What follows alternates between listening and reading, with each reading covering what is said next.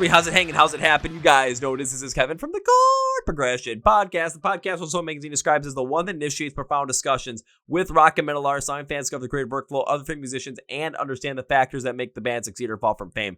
We are also sponsored by Dark Fusion Systems, the best for your custom computing needs. Get $100 off your entire bill with code CVPod at darkfusionsystems.com. There's your podcast below. We are also the ranked 21 ranked podcast for metal music on millionpodcast.com. So 20 more to go. Oh yeah. Now let's go feature presentation. We're going back to Manic Cat Records on this one with a band called Like Ghost. They're bringing more of that post-hardcore Warped Tour style, mixing emo and EDM into the mix. We not only go into the band's past, but we also take a look at what they're doing with their new music, why they're adding more EDM to the mix, how it all relates to their most recent single, Better Now, and give you some ideas for potentially what it means to stand out at the merch table for your band. Oh yeah, we get into that.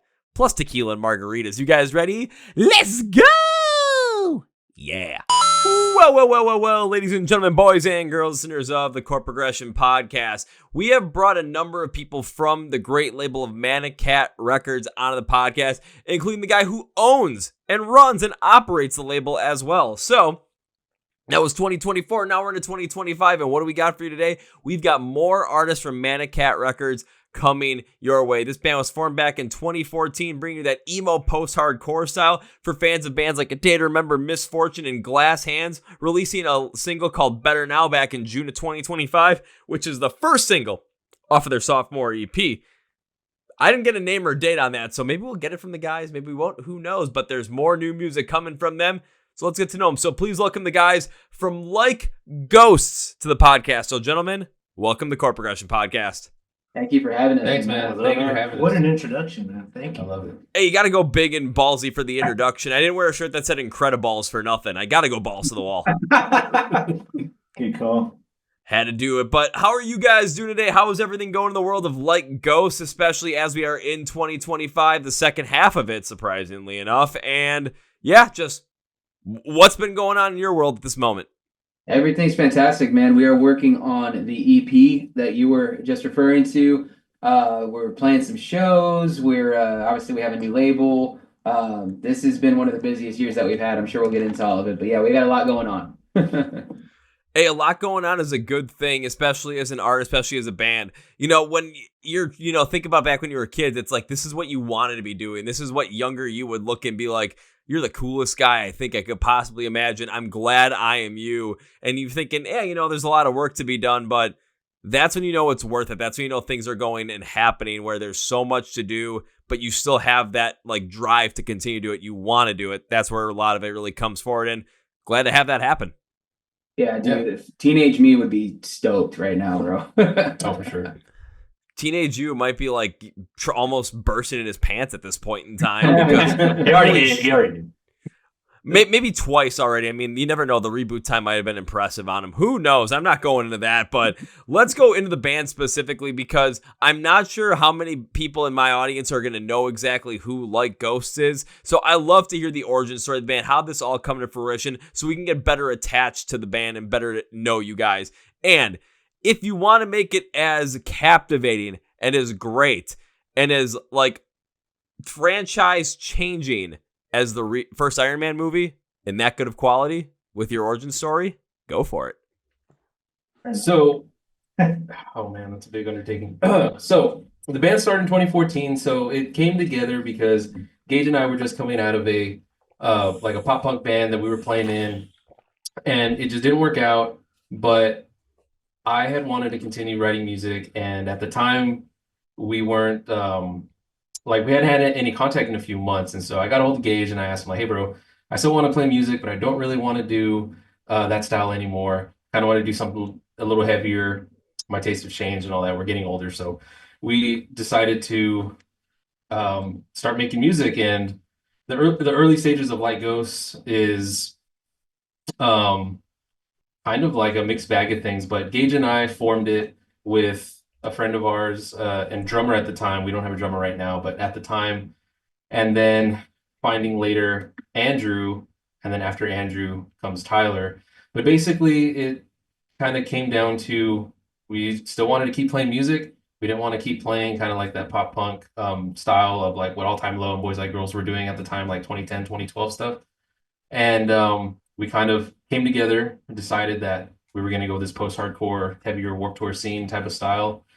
And that's what we were doing for the longest time up until recently with the new single. But that's basically the origin story, as kind of like in a condensed package story, as I can put it. You gave me like the back cover of the Iron Man DVD of what the thing is about, just like that quick origin story. But I guess another thing that just stands out in that origin story is the fact that you guys were in a band that was playing pop punk primarily, but then wanted to jump out of that. Of course, as taste changes, people get older, priorities change, different ways that we relate to music change. But when it came to going from pop punk to more of like a post-hardcore type, like Warped Tour type style, was it something like, what was the disconnection from pop punk that then led you to a heavier side of like the Warped Tour side of things? Well, I think it kind of came from our own individual tastes at the time. You know, everybody always has their influences, right? And so I know that mine definitely different from Gage. And at that point in time, I had still liked that music, but I definitely wasn't really into Blink-182 or like no NoFX, kind of those like punk bands that established the scene that kind of turned it emo with My Chemical Romance and all that stuff. So I definitely listened to like classic rock, and going into what early stages of like Ghosts were, I know that for me, like the criteria, or not the criteria, but like the blueprint was 3 specific albums, which was Sempiternal from Bring Me the Horizon, Unconditional from Memphis May Fire, and then Restoring Force from Of Mice and Men. And with those records in particular, that was, I think, all of those bands' kind of transition into being a more refined, polished, mainstream sound. So it just kind of resonated with me at the time. It kind of caught me at a particular point in my musical journey, and Gage was all for it. And then Andrew too. He kind of was on that on that like Census Fail type of a little harder, grittier type of emo music, and so it resonated with him too. And that's kind of what we stuck to. Interesting. And because the way I just wanted to ask that question was because I wanted to see exactly how that transition really happened. Because over the course of time, I mean, again, I can think about it from my standpoint as well. I've looked at the bands that like I would have picked as my 10 favorite bands from 10 years ago. And I can still remember the list pretty much as it was. And now when I look at that list, I'm like, 1, maybe 2 bands still stick within that top 10. But that's just because as time goes on, we connect with a different sound. We connect with something that refines more to exactly who we are and how we relate to certain things. So going from that pop punk style that like All Time Low and Boys Like Girls were doing was like 2010, 2012, going into a more refined style of like Bring Me the Horizon, Memphis May Fire, Of Mice and Men, and being inspired by that, it makes sense as to now why that transition happened, especially during that time when, you know, Sempiternal came out in 2013. When Restoring Force came out like 2014, and I can't remember when that Memphis May Fire album came out, but it does make a lot of sense that at that time when those more refined sounds were hitting, that's when it hit for you guys. And it's like, okay, now let's go into this direction. Let's see where this takes us and then build from there, because maybe at the same time too, by sticking in that pop punk style, you may have ended up limiting yourselves into where musically you really could go. Yeah, and I'd say for me too, because pop punk was always like my number one, to be honest, but around that time, I got super into Sleeping with Sirens and Pierce the Veil. Like Light of the Sky just came out, as well as Hands Like Houses was a huge one for me. I think they're underrated, but that was like a huge influence towards the beginning of Like Ghosts. At least for me, it was Hands Like Houses. So yeah, I was just getting into heavier stuff as well. But pop punk was still always like my number one. But I tried to bring like, you know, that kind of pop sensibility to the heavier music we were writing still. So, but then that just sits in the fact where you're going to have those influences from early on that are going to end up coming back at some point. Then there's not going to be the main focus anymore. You can still bring structure back from the pop punk days that you guys had. You can still bring ideas from there and have them be little flavors or little, like, you know, decorations on top of the music as well, just to add to it, but it doesn't have to be the absolute core of what you're doing. Because Right. take a look at, again, Bring Me the Rise is a great example. We know that they can go heavy, but we also know they can put anything together and it's going to make sense. They can put together something that's going to be wild and wacky, or something that's going to be much more heartfelt, or something that's going to be more radio rock even, but it's all going to still hit, and they can go from it because that core sound is there. By going to something a little bit heavier, maybe you found that core sound and now you can add those other influences in there when you feel it's appropriate to maximize out in the song and the message that you're trying to put together. Yeah. So again, it all makes sense, but I'm curious as to, like, when it comes to Andrew and Tyler, how did you guys get involved with all this? Because now we see how the band formed, and then it was just you guys joined. How did you guys come into the fold with this? Yeah, I guess I'll jump in since I jumped in next. But I was friends with the drummer these guys picked up, and I had an audition basically without even knowing. I used to play in a cover band for like a couple of years, playing everything from like the Beatles to Tool and everything in between. So Noel and our previous drummer showed up to one of my shows just to kind of like scout me, take a look at me. Noel saw me, didn't want me at all, and then they just like saw maybe like 3 songs and left. But then he came knocking a couple of days later. I got a call and met with these guys to like discuss like, hey, this is like a second chance for us. They had previously had this band that I don't want to say like, I guess from the outside looking in, I was aware of their band before, but they had accomplished like quite a few things. They played Warped Tour a few times. They opened for like Forever the Sickest Kids at like a big stadium here in town. So it wasn't no like small potatoes kind of thing. So when they were like, hey, we want to do this for real, like I had the expectation that that was going to be the minimum that we would achieve. It's only going to go further from that. So that kind of sold me. And then once we got into songwriting, we just ended up clicking really well with all our different influences. And again, it's all scene bands, but I'd say like we all had like our niche, like scene bands, like Noel reference. I was really into like early Senses Failed stuff, or like From First to Last, like Chiodo, stuff like that. Whereas they were into more like pop punk or jumping into Sleeping with Sirens and things. So, but yeah, we just started writing together, and after we started writing quite a few songs, we were like, hey, we need to play some shows and get this out there.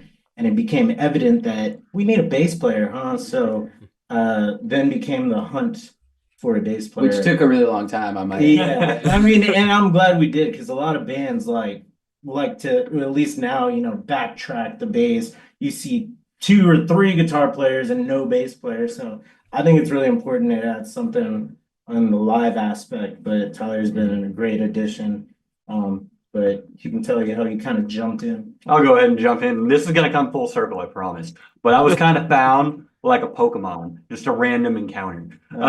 Basically, the band was like posting on Facebook looking for a bassist. And at the time, I was just playing a lot of cover songs because I thought they were fun. I would just play guitar on a song that I liked, or I'd play bass on a song that I liked.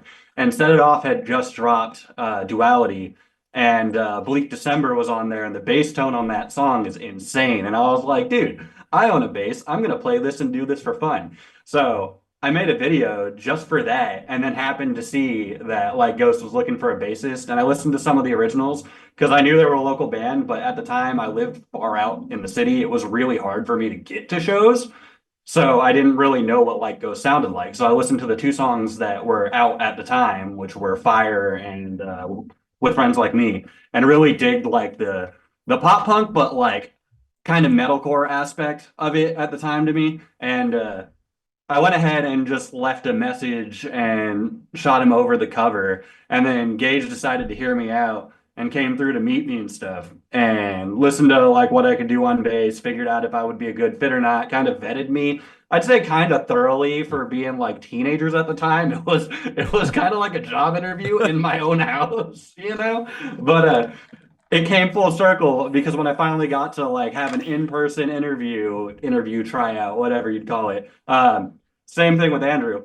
Noel didn't like me. Noel's a hater sometimes. He doesn't like anybody, man. And that Gage was like, dude, trust me. He's good enough. He likes the songs we're going to. We could train him. He likes Pokemon. He already won me over. And literally right when all of this happened, like 2 weeks before I met Gage, I had actually just shot a rod in my truck. So I couldn't drive. And I lived like far enough out that it was kind of a pain in the ass to come get me. And Gage took it upon himself, like, I will actually train him to be our bassist. We're bringing him. He's down. I'll get him. Like, let's do it. You're welcome. And I'm still here now. You made the cut. Good job. You guys got to release a cover of like the Pokemon theme song in your own style and have a music video of just you guys going to get Tyler and just somehow pick him up, like, It's just a story of Tyler's. Good video premise. like literally remake it. It's like you guys see the video online and it's like, we must find, then you're just searching around. All of a sudden you just drive all the way out to his house. You're walking around the backyard and you just see him walking through the backwoods, maybe naked, I don't know, like flee back from like Woodstock 99 and then just stop and just throw a Pokeball at him. And next thing you know, like, Ghost caught a bassist. But you got to end it with like the catch, like little jingle, but from like Pokemon Red and Blue. It can't be anything new. It has to be from Pokemon Red and Blue. And then just a little text that goes there. Would you like to give him a nickname? And you can give him like the classic bassist nickname of whatever you want to give him. It's just like bass bitch. I don't know. That's gonna stick. Sorry. Hey, what the fuck? Well, then either I did something really good or I messed up really badly. But as long as Noel likes me now, that's all that matters, right? There you go. I just got a title. That's a hard thing to accomplish, dude. So Yeah. Especially on first impression. And I accomplished it in 30 minutes or less. So the pizza is free, boys. Yeah. I mean, it was a long time ago, man. That was like 10 years. Like, we've been doing a few podcasts and, like, you know, we're relatively newer. Like, a lot of people don't know us that much. But it's been interesting, like, reminiscing about, like, the origins. At least for me, like, I haven't thought about it in, like, 10 years, you know? And I've spent most of the last 10 years with these guys. So it's kind of interesting. And if you want to go one step further, the way we came up with the name, we ritualistically going to Taco Cabana here in San Antonio. After like every practice, every time we met up, we would go to a Taco Cabana because they had a happy hour type of thing where it was like, what was it, like a $3 thing where you get I know. nachos? Yeah, it was like $1 margaritas. Yeah, it was just like super cheap stuff. And but we would go there and just like kind of pig out because it was so cheap. And anyway, at that table, we were just trying to come up with names that had the like moniker in it and then fill in the blank. And we were throwing around names and like Ghost stuck and over on Bandera Road in San Antonio, Texas. Yo, funny enough, the Taco Cabana is where we came up with the name Like Ghosts. there's a band called Like Roses that's like blowing up in the like pop punk scene, and that name was definitely thrown out like in 2014. Yeah. Oh yeah, there was a lot. Funny enough. And there's like a couple different like bands now, but when we named it the band, when we named the band, excuse me, there were no like bands. I thought it was so cool to start with like instead of like the or something, because there were no like bands at the time, but now there's a bunch of them. So I was told that the name came back because y'all were in a band previously and you needed to come back like ghosts. no, Literally. I mean Definitely that we probably said that in something, but we were lying. We were just going Man, I thought that was so cool. We lied to you to make you like us, dude. That's crazy. I was telling you who I was and you hated me. I'll say the story that you guys told, Tyler, that's the story you tell on stage to make the lore of Like Ghost stand out. But when you get on a podcast or you just start chit chat with someone like my dumbass and you say we made the name while just trying to come up with random names with like in front of them while drinking $1 margaritas, all I can say to that is, my God, where the fuck was I and why did you invite me? Because $1 margarita sounds fantastic right now. Oh yeah, dude. I feel so betrayed. It was just National Tequila Day about last week. Oh, it was, yeah. I was drinking whiskey, but it was Last National Tequila Day. Yeah, because we were on a podcast where they were telling us that it was National Tequila Day. So There you go. Well, shit, I should have been on that podcast with you guys. So that would have been like, give me a second. Let me pull out all the bottles of tequila I have. And it would be, all right, gentlemen, pick one for me to drink. And it'd be like, no. You're not drinking one. You're starting with that one. Then you're going here, then here, then here, then here, then here. And by the end of it, you are going to be so damn drunk, you're not going to know what the hell hit you. I'd be like, that would be a great podcast to watch. That actually is a good concept. It's like Hot Ones, but with bro. That, oh god, that'd be terrible. I would kill my liver on that, to be honest with you. If you were the host, yeah, every week, dude. Well, because I've got like 7 or 8 bottles of tequila still in the house. There you go. Oh, there you go. That's an easy way to kind of go through it. It's an easy way to go through it, and it's like in one year for Christmas, my brother got me these shot glasses that are encased in Himalayan rock salt, so you don't have to like do like the salt or anything with the shot. You already have it in there. Yeah. Just cut up the lime a little bit, and there's a little tray on there too. Just there you go. That's cool. That's pretty cool, man. But brother's like a good guy, man. Oh, he's gotten me bottles of tequila for Christmas and for my birthday ever since the pandemic. So this has just become like a thing. It's like, and he won't cheap out on me either. I'm like, I've never even heard of this one. I tried. I'm like, dude, what the fuck? Nice. How'd you pick such a good one? Nice. That's dope, dude. That's always nice to get a good bottle. Oh, it absolutely is. But I don't drink them as much as I used to. Mostly because I'm like, if I'm gonna drink tequila, like I'd love to drink it with people, but I always have the tequila at the house, and I never really have anyone over because it's not that big of a place. But it's like, and I want to take these bottles and be like, hey, let's go share them. Let's go share with the people. But I don't want just a bunch of people drinking the best tequila I've ever had and like lose out on that value. But if it comes to taking a couple of shots with like ghosts, I mean, who's to say no? Next time we're in Milwaukee, dude. Let's go. Yeah. Oh, absolutely. But then really when it came down, one thing I'm also interested in, now you're saying next time you come to Milwaukee, I mean, of course, come to Milwaukee, that's going to involve playing a show. And when it comes to you guys playing a show live, what is that like so people can get that taste, get that flavor, and get that want to go and see you guys play live literally once they see this? What's the flavor of us playing a live show, dude? What's That's the flavor a of unique live- question. Yeah, that is a dude. unique question. It's not vanilla, I'll tell you that much. I don't know. I don't know. Do you want to start? So Make an alcohol reference. Call it bourbon. Call it bourbon. No, usually it just starts out kind of like a normal day. I typically am kind of solely getting the merch prepared, and like on show days, that's my one kind of thing. Just because I like for the merch portion of the shows kind of be an experience, part of it too, because that's always I feel that's a great way to extend like your reach past the stage is with the merch, and that's like what it's intended for. But what I'm doing is just getting that prepared, throwing it in my car. I really don't have any of my gear, and depending on what day it is, I think we've kind of got to wait for like the last person who gets out of work that day. We're like kind of waiting on them. So whoever that is, they definitely don't have the gear because we've got to be at load in.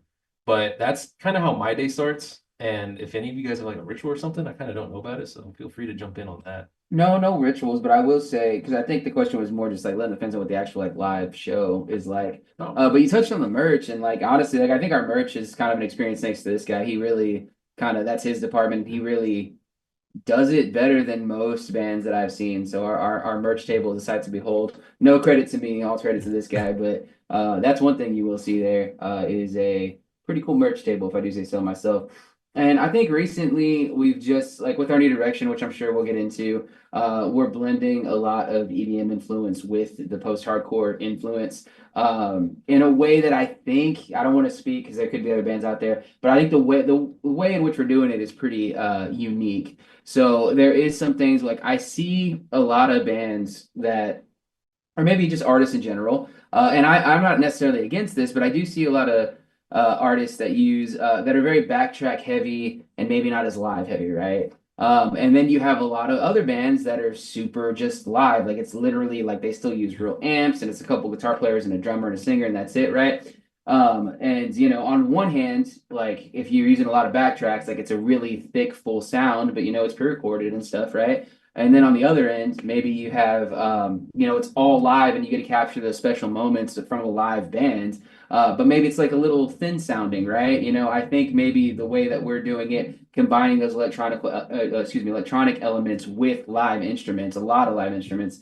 kind of captures the best of both those worlds. See, now that makes sense. And one thing I've said on this podcast a number of times when it comes to a live setting, there's always people that debate, the use of backtracks versus not using them. Oh, if you don't use backtracks, you're a much more real band because now you're playing live. But then you get people that have so much more added to the music that you need backtracks or for that song to sound like it's going to supposed to be to the live audience. So I always look at it as this aspect. And I want to see you guys kind of feel about the same way. Do live whatever you can do live. But if using backing tracks for whatever instance you do is going to enhance the live performance and enhance the show for the fans and the audience, by all means do it. So like when you're bringing up, you're going to throw EDM pieces into the mix. You're not going to be able to probably do that in a live setting without having someone behind a turntable, behind any sort of setup to allow them to do that. But if you have it on backing tracks, now you still have the ability to put that sound out there, but you still have what you can control on the stage with your vocals, with your instrumentals, from your own movements as well, to be able to maybe tweak those to have that live performance stand out even more. It's not about, at that point in time, the people on the internet who'd be like, oh my God, they're using backing tracks. What it's about in the live show is the people that are there right in front of you right now experiencing it with you. So putting on the best performance and the best sound for them is what's going to matter in the end. Absolutely. I agree 100%.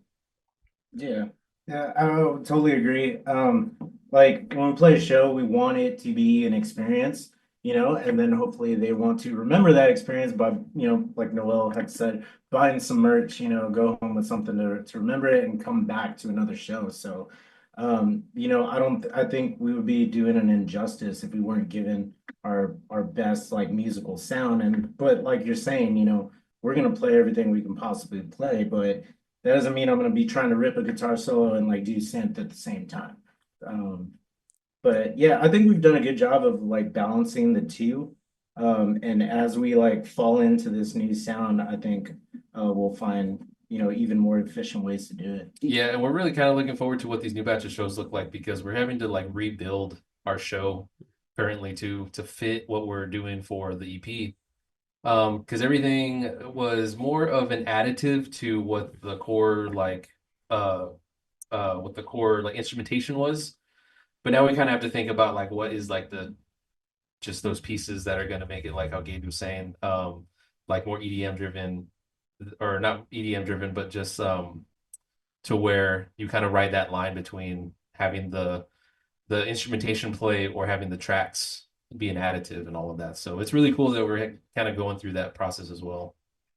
You get to discover more about it. You get to play more around it. It's not only going to be something that is going to help you not only enhance the music they're writing for this EP, but also enhance the live performance and then allow you to further expand on the ideas and sounds of what you can and what you can't create at this moment. You can create a lot more than you even think, because now you're able to put this into a live show and see how that interacts, and you get ideas of, hey, if we want to try something with, X influence or Y influence, we can put that in there. We can make that happen in a live show. And you're like, I like this, but we just don't have the skill set. We don't have the production side to do these specific things yet.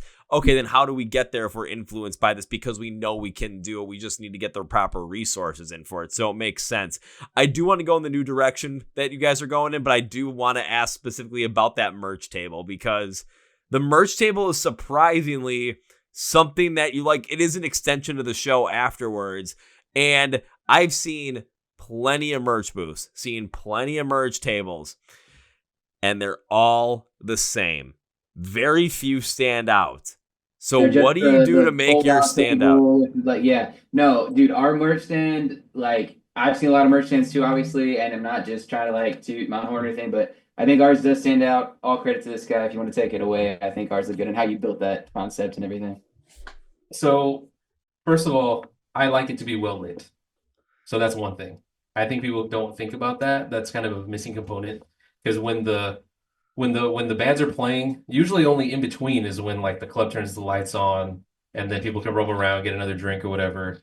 But pre-lighting your table is gonna probably also make it stick out from the completely dark room. So I would say, like, I guess like pro tip one is like take lights. Like you can buy some cheap production lights from Amazon. You don't have to like blow the bank on stuff. But I like to light our table. I have fences, like not the turned sideways shelves from like Home Depot. Like I went to like a fixture place to buy some display shelving to where you can like put in the arms and all that stuff. The other thing too is busts, the male female busts to put a shirt on it and then to like kind of have a hat on the neckline type of stuff. And then something that I want to get into also is or not get into, but another component of that I have a clothing rack.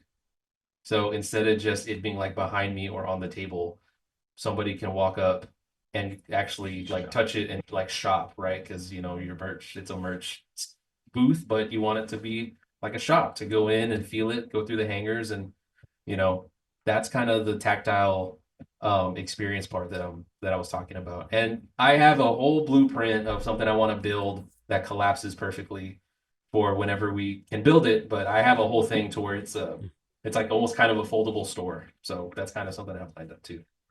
Like a philosophy I think Noel's not giving himself credit on. I really want to hammer this home. You're on the stage for 30, 40 minutes. Your merch table's up for like half the day. Like 3 hours. Yeah, like especially from when he gets there, like there's just a lot of emphasis that's put on your communication with everybody at the show, and you can show up at your merch table a lot more than you can show up on stage given the time frames. Yeah. Yeah, and I guess at least right now, at least at the level we're at, like we run it ourselves. Like we're always behind the merch table. We're there to talk to everybody and that sort of thing. But hopefully, don't get too big for our britches, and we can always do that because I do enjoy that aspect of it. Yeah, but I would say that those are kind of the couple tips. Is light it well. If you can find some busts, do that so you can see what it looks like on a male female like build, and then what's the other one? To have The rack. The rack. Yeah, exactly. What I'm thinking about this specifically is I'm thinking about a venue here in Milwaukee. It's called the X-Ray Arcade. And I was there, one of the more recent times I was there, it would have been to see Orthodox, Mugshot. I can't remember the other couple of bands, but there were 3 other bands that were on there. So you have 5 bands in a place that holds at the most between maybe 250 and 280 for capacity. And you have 5 bands in there. And so those are 5 different merch tables. And all 5 merge tables are put in the same area in a row amongst each other. So when I was going through and looking at them, they all looked the same. They all were very similar. The only way you knew whose merch it was is if you actually got up close enough to see. I mean, again, it's a small venue, but you got close enough to see whose merch was in the area that you were standing. So then you knew whoever the person that was there behind the table you could talk to. Now I'm thinking about what you guys are doing. If you have the lights and that capacity to shine on those specific pieces of merch, okay, now you're kind of setting up a little even barrier that says this is the like ghost stand because you can clearly tell what it is. You can clearly see there's a difference between our stand and the other 3. If you have the busts on there and you get to see the shirt as it's put on in its own form, you're more inclined to maybe look at it and say, hey, that would fit me. I want to try that. You might even like the design a little bit more because now you see how it would look on you instead of just flat. The MMA gym I go to, they do something similar where they have like shirts that they sell. And it seems like the ones that they put on the bust sell better than the ones that they don't because you can see how it looks and you can just already get that innate feel for it. I don't see any other artists have racks so you can actually feel it like a shop. Like once you get it, the first time you get it is when you say, yeah, I want that shirt in that size, and that's the first time you get to feel it. And if you feel it, it's like, the Gildan heavy cotton, you're like, this is a boxy shirt, and you're charging how much for it? Now you're kind of already like disappointed in that purchase, where if you have the chance to feel it beforehand, it's like, maybe this isn't my thing, but this shirt might feel more like my style. Okay, maybe I'm not going to go with the design I perfectly wanted, but I'm going to go with something I'm going to wear a lot more because it's going to be more comfortable, but I still support the band anyway. You're giving the customer or you're giving the fan that experience, and it makes a lot of sense, especially for when you might be in a concert venue or might be in a hall that has 4 or 5 bands in there and all the merch is put together in the same spot. And how can you distinguish yourself from the rest? That's how you do it. Oh yeah. There you go. So keep it up, and I'm curious to see what happens when you have that collapsible store put together. But before that collapse, I'm not. Yeah, I'm just kind of eyeballing it, right? And I'm trying to go to a friend who actually knows how to put stuff together with like proper measurements and hinges and angles and all that stuff. And so hopefully he helps me out with it. But in the meantime, I have drawn it out, so I'm really looking forward to that. well, we'll see how it all comes together. And you guys, again, you have a new EP coming out, your sophomore EP coming out, and you said, you're going in a new direction with the sound, with the style. You bringing EDM into the mix. So let us in. What can we expect coming up from you guys when it comes to this sound that's going to be on this EP? More like Better Now and that kind of Warped Tour meets like EDC sound blended together. I mean, that's really what we're going for. We have about 4 songs done for it right now. 5th one in the works. And hopefully they just get Better Now was the first one, but hopefully they just get better from there. But if you like Better Now, then it only gets better. So Well, if you like Better Now, it only gets better. But what was the idea to bring more of that like electric dance style to the influence that like Ghost has? What was the idea to bring that in? Because I've seen that in certain artists before, again, but never like so primarily features a consistent thing. I've seen it popped in here and there, but then that's kind of it. So what was the idea to bring it into your music at this point in time? yeah, so funny story on this one. I'll go ahead and take this one because that was on me and I had to fight for it pretty hard, to be honest. I was really, really burnt out on the metalcore thing. And the band or artists, even really, not even bands that I was really listening to at the time, were DJs like the Chainsmokers was probably my number one, and Said the Sky was a really big one, Millennium, artists like that. And I was gonna quit and just start making electronic music. And so I actually studied with Chris from Culture Code, who is an EDM DJ in the UK. Via Zoom like this or whatever. We got on Zoom and got into an Ableton session, and he was kind of showing me the ropes. I'd like to think I got pretty decent at producing that style of music. And that was going to be the route that I was going to take. But then we had this record deal with Manic Cat on there, and it was on the table, and it was something I wanted to take advantage of. I did not want to continue to make metalcore if I was going to continue on doing this. So I was like, I've already been working on music that is in that, future bass EDM style, so how can we blend that with a live band? And you had alluded to bands who have done it before. I'm really trying hard to do it in a unique way, in the sense that I don't want like heavy guitar parts that kind of go into a synth part. And I don't want like rhythm guitars with like a synth lead over it. I really want sonically like the thickness of like a future bass EDM kind of song mixed with like the energy of a Warped Tour pop punk post hardcore band, like, but throughout the entire song, right? I don't want different sections where it kind of feels disjointed or anything like that. I really want it to be this like wall of sound that blends, high production with that live energy.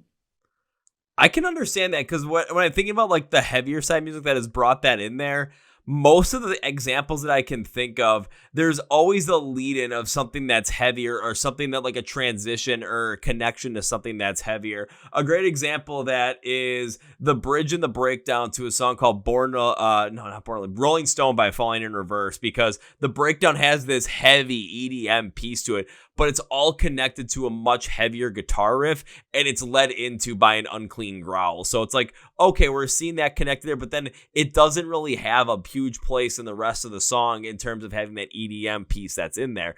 I've seen other bands kind of put more of that electronic style in there, but it's not necessarily in that full EDM style. It's more like club music or like hard style. Think about Electric Callboy. They put a good amount of that in there as well, but it's a different style compared to maybe what you guys are going to be going for in this capacity.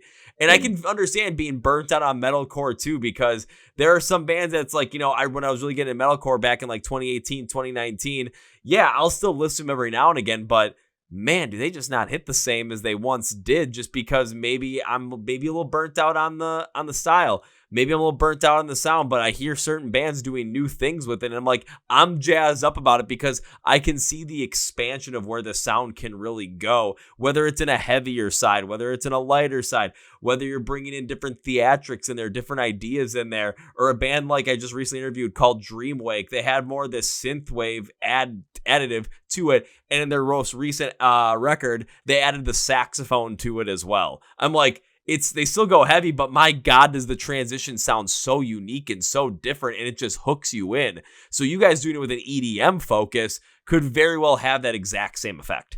Yeah, I'm really trying to do something unique where I reference like the last like the unique thing I think it's unique that I really got stoked on is Bill Murray, where he blended metal with country. That's like my favorite band right now. He just did something so cool and so special to him, which is what I'm trying to do by kind of mixing what this band used to be with where I kind of wanted to go and what I was working on, in this new age.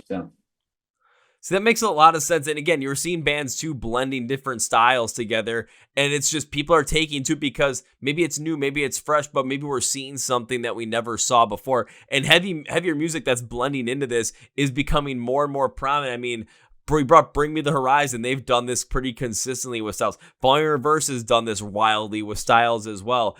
Bill Murray blending with the country. What Sleep Token's done with all of their style. Hard style and, German house music blending with heavy music that Electric Callboy has done in the most fun fashion possible. There's a lot of artists that I'm not even mentioning that yet that have done that, but like are doing that too to this day. But at the same point in time, it's so much more fun when you get to hear that. You get to see the expansion of where heavy music can go and the connection it can make to so many other genres within the music community and within the musical world. And it all can go back to even back in the 1980s when Run DMC and Aerosmith did the remix to Walk This Way. And you can see just how heavy and how incredible the heavier side music, rock and metal, can be intertwined into so many different styles because the backing beat pattern and the flow and the different progressions can amplify these different structures so much more than you possibly think they could. Yeah, absolutely, man. Yeah, couldn't say it better myself. Yeah. So how about we jump into Better Now, because I want more people to know about this song. So when it came to Better Now, of course, the first song off the brand new EP, the sophomore EP, what was the idea behind this one? I can go into either one, but are you talking more lyrically or sonically first? I'll go into both if you want, but let's start lyrically and then let's go sonically. Okay, so lyrically, this song, not a lot of the songs that I write are about like specific real life stuff, but this one was. I think it was the summer of 2023.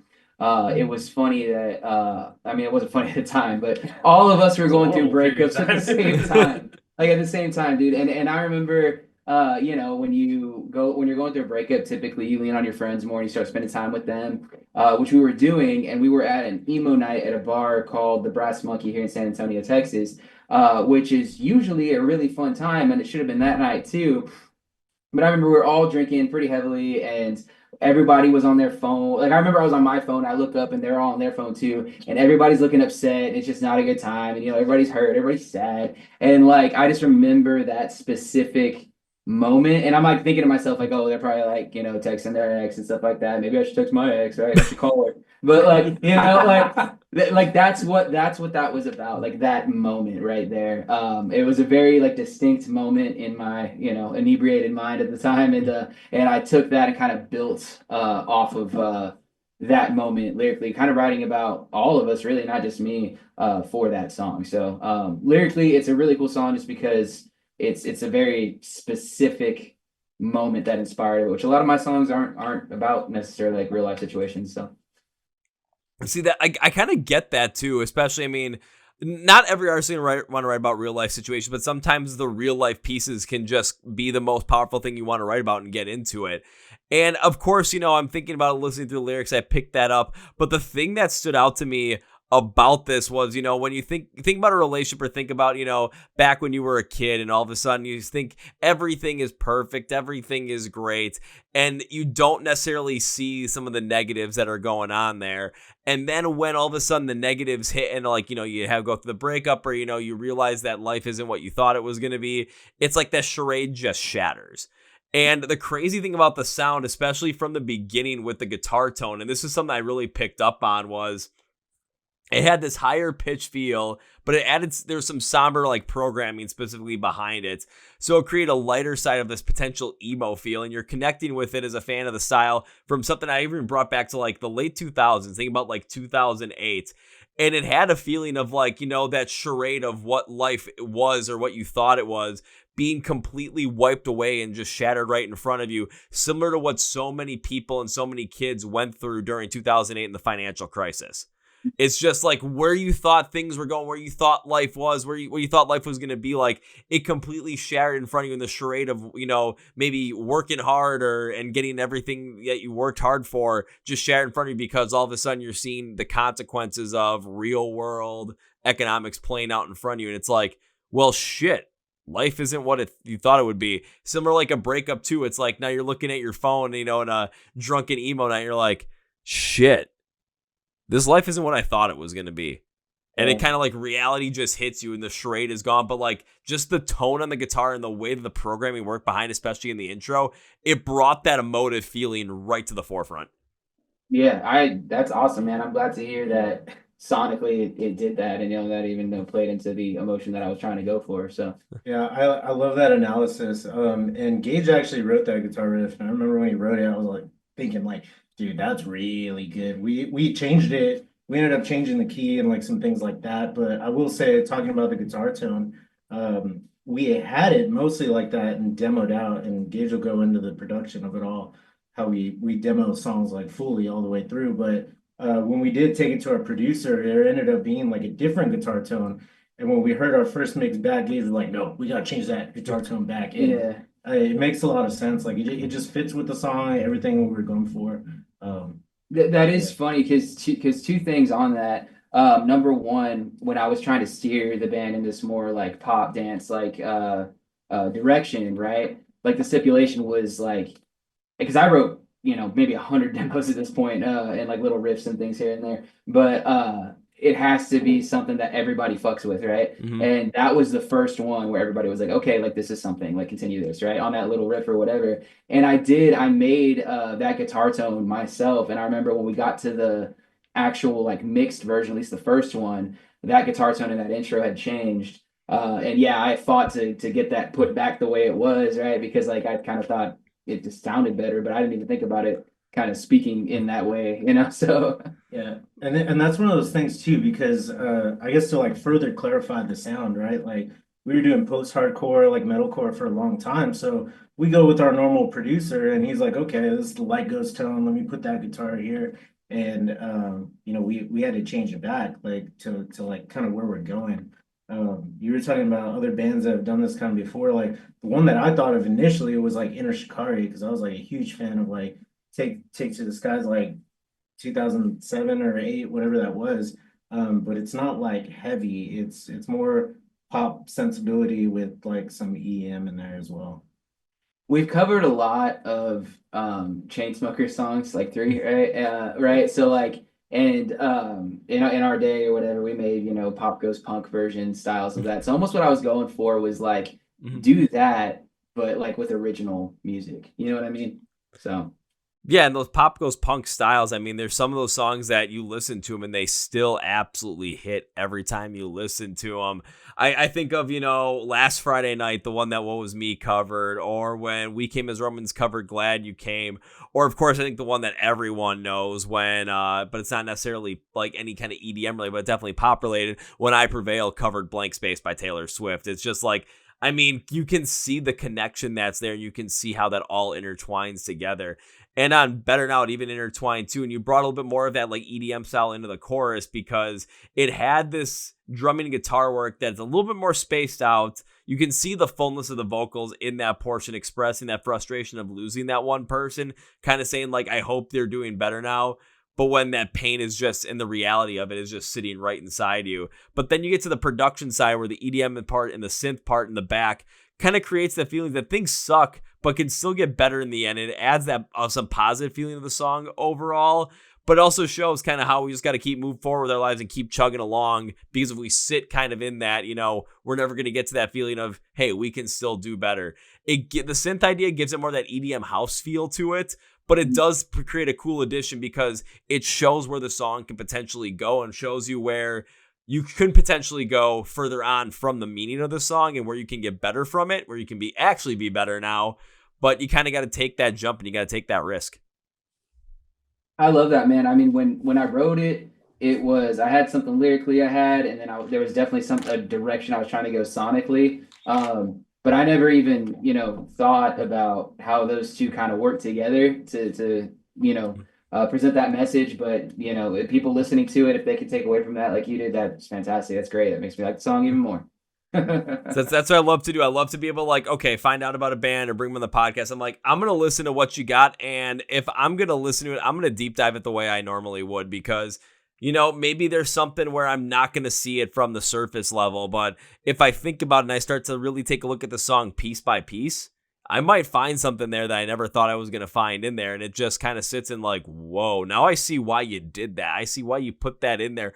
I see why you decided to go this route. And see where it makes sense. And then you can see where it makes sense, it just transforms the song into a whole different thing. Yeah, I would agree. And one thing I'll say is that everything about this song, everything about every song we write is very intentional. It's not like, and maybe it happens by accident, but it's just something like within his brain that he doesn't even like understand.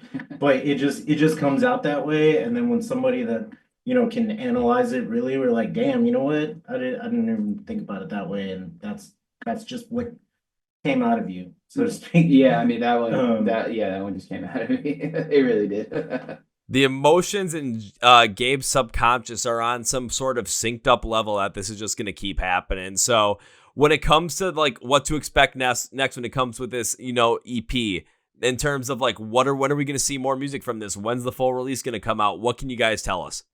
I can guarantee a new single on September 19th, right, Andrew? As it stands, yeah. Okay, yeah. No, it's already done. Yeah, no, it's a done deal. That single is already done. So single number 2 is done. It's in the books. September 19th. There's a scoop. The EP, I don't mind talking about anything. You said you interviewed Pete, so if Pete gets upset with me, then well, but sorry, Pete. Expect an angry text. Yeah, dude. It's supposed to. The plan right now is Halloween for the EP. However, the EP is not finished. Just that second single. So we're fighting and working and trying to get that done in time to turn in for Halloween release. But we'll see if we can do that because we kind of take a long time to write songs. So. Yeah. Well, at least we know there's one coming out on September 19th. I'm not going to hold you guys to the Halloween release. We'll just say hopefully coming out before the end of the year. How about that? Yeah, I think that's a safe bet. I think so. Most definitely. And It's then a safe that release, like we're planning on going on the road for a little bit. Just like a week-long run, hit some cool cities, and kind of promote that single and get ready for the big one. I mean, if you guys want to take a nice long ride up to Milwaukee, Wisconsin, play a show here, I'm more than happy to come and see that show live. Oh yeah, man. Just bring the tequila, dude. All of it. I'm sure we'll be there eventually, dude. It'd be great to see you in person and do some tequila shots for sure. or not even tequila shots too. I might have to bring like the Margaritaville margarita maker. We ain't doing that, dude. The $1 got you margaritas, covered, dude. I got you covered because that's built into that merch bill. He's got the $1 margaritas at the merch. Bro, throw in a Chili's triple dipper. Down. Down. I'm just gonna show up. It's like I'll show up at the show and all of a sudden it's like, okay, what did Kevin bring in his like bag of wonderment? Already, there's gonna be a bottle of good tequila, there's gonna be margarita mix, and there's gonna be a machine to make margaritas, like the Jimmy Buffett Margaritaville margarita maker. And so technically, it's not $1 margaritas. They're homemade margaritas at the venue. Will the venue be mad at me for making margaritas at their show? Probably. But if it's behind the merch booth and it's just with you guys, I'm going to be like surprised if they're going to be like, okay, dude, you got to stop this. I'll be like, but it's just for us. Wait, we don't serve margaritas here. We're a dive bar. What? Hiding there. Or if they say no, you can't do that in here, I'll be like, fine. I'll just walk out to your guys' bus or van and just be like sitting outside of it, just trying to siphon power off and be like, come on, buddy, we gotta make these. There you go. Bro, Just, siphon, we'll let you. just parking lot style, dude. That's how we do it. Dude, the venues I'm thinking of like that, I think it wouldn't even be parking lot style. This would be like street parking style. Man. Just in the middle of the street, drinking margaritas, dude. There you go. Hey, we'll be classy as fuck. We just gotta have, when we drink, just remember, pinky. Yeah. Well, guys, before we wrap this up, I got one more question I want to ask you guys. I love asking this question. I've been doing this for the past 2 years, this specific question to end these episodes. It's a way for me to get and my audience to get to know more new music and for you to get to share the music you love. And we have 4 of you guys total, and I don't want to go overboard with this. Unfortunately, I have to limit it to 1 each for you, okay? So my question to you guys is, can you each name me a band or artist that you love that you would love to see more people get into right now? Bill Murray, I know they're super huge right now, but they should be playing arenas. That's the sickest band right now, so that's what I'm gonna go with. For me lately, I think it's somebody, and I don't usually introduce music to like the rest of the band. I'm usually being introduced to music. So, but one lately that really caught my ear because we're kind of going through this like resurgence of just discovering different types of music. There's a band called Paloma. I knew you were gonna say that, Yeah. and honestly, that's a good recommendation. He showed me that. He never shows me music because I always like am the first to all these new bands and stuff. But he beat me to this one. That's a good band. So there's a band called Paloma, and they just have this like great tones, good melodies. It's really hitting all of my marks, and so I would recommend them. I'm gonna go with a band called Cherry Amour. They're like R&B rock, and I found them on TikTok recently. They're really into entertaining. Like everything they do is just killer. Nice. I'm gonna go with Band Camino. They just dropped a new album though, and I'm not super stoked about it. But Gage showed me. You're the really band. selling them, dude. Yeah, I'm selling it, bro. No. I'd say for any guitar players out there, like listen to the band Camino, give them a chance. Like some of that guitar playing is really underrated. I've taken a lot of influence from that guitar style, and we've incorporated it in some of our music as well. Yeah, So the band it's- Camino is like one of mine and his like favorite bands. So, Yeah. yeah. It's been killer, but yeah, new album. I was a little hurt, but who knows? Who knows? Who knows? Well, I'll give you guys a suggestion as well, just to throw your way, because you guys gave me 4. Even though, yes, I'm very well aware of who Bill Murray is. I'm aware of the band Camino too, but I want to give you guys one. The band is called Aurora Wave. It is reggae metalcore. Oh shit. All right, dude. I'm gonna put it in right now, dude. That is not what I expected from the name. That's hard foot, man. I interviewed him. I listened to it. And I'm just like, this makes me so aggressively relaxed Nice. All right. That's a great way to and aggressively Got 'em chill. up, dude. I'm gonna check them out. Yep, those guys. Yeah, they got. I think the last single they came out with, because their album comes out on August 15th. They came out with I think the most recent single they dropped was "Judge Me" featuring Aaron Gillespie of Under Oath. I'm like, that is the perfect intro song into the style. Thank you. Yeah, I'll be checking that out, dude. Anything like I said, I was burnt out on metalcore, bro. But then I recommended Bill Murray. Like, as long as you bring something fresh to it, like I still fuck with metalcore, right? But like, so I haven't heard any reggae metalcore, so let's see what's up on that. Yeah, I'll bring you this one because they've got a song with Aaron from Under Oath. They've got a song featuring Left to Suffer. They got a song featuring Frankie from Amir. They've also got a song featuring Echo, and then a couple of like reggae artists as well. Nice. On there, it's just like it's like I listen, I'm like this throwing me off in the weirdest way, but it's so much fun. Like, this is great. Check that out. So I had to give you guys a little suggestion as well. But gentlemen, I want to thank you for taking time to be on the podcast today. And we're going to end this episode with 3 specific things. First things first, this is Like Ghosts, everybody. They have great music, and they've got more new music coming out your way with a brand new single out on the 19th, and the new EP expected to drop at some point before the end of 2025. So you're going to want to be in the know about it. You want to be ready for it, and you want to know when they're playing live near you. So you can go to the description of the podcast where it says Find Like Ghosts Online, link tables for everything. You're going to be down there so you can find them, support them, listen to them. Anything you can do is going to be down there. I'm doing all the hard work. All you got to do is click the link and go. That's it. Now, gentlemen, it's time for number 2, and I get to have fun with this one because I know exactly where I'm going with this. Typically, when I've guested the podcast or joined the podcast, I tend to make a certain promise as a way for me to say, thank you, I appreciate you taking the time, and I wish to continue to support you in the future. And normally the promise is when I get to see you perform live for the first time, I will come and find you, I will come and say hello to you, but the promise really is first round's on me. However, we were talking about margaritas and tequila, so it's not first round. It's when I see you play live, we're making margaritas outside afterwards. Street Ritas, dude. Street Ritas. Street Ritas. We're not even like the Limeritas or Peach Ritas. No, we're just making margaritas straight in the street in some like suburban-esque neighborhood or some like Milwaukee neighborhood. Just whatever we come up with. And you know what? People are going to be jealous of us, but at the same time, it's like, oh, are they going to have any problem with local authorities? This is Milwaukee. We drinking in the in the street or drinking in the yard just kind of goes hand in hand with the whole entire town. The only thing we might get yelled at is like, why are you guys not drinking Miller products? It's like, we made margaritas, my guy. But don't worry, I can cover us on that front too. Oh yeah. He's got the cred.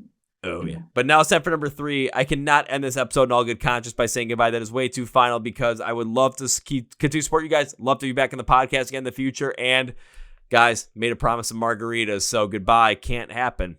This has to end with, I'll see you later. See you later. Thank you. Woo! Well, folks, an interview with Like Ghost. That was Gage, Noel, Andrew, and Tyler. Now it's time for Kevin's final thought.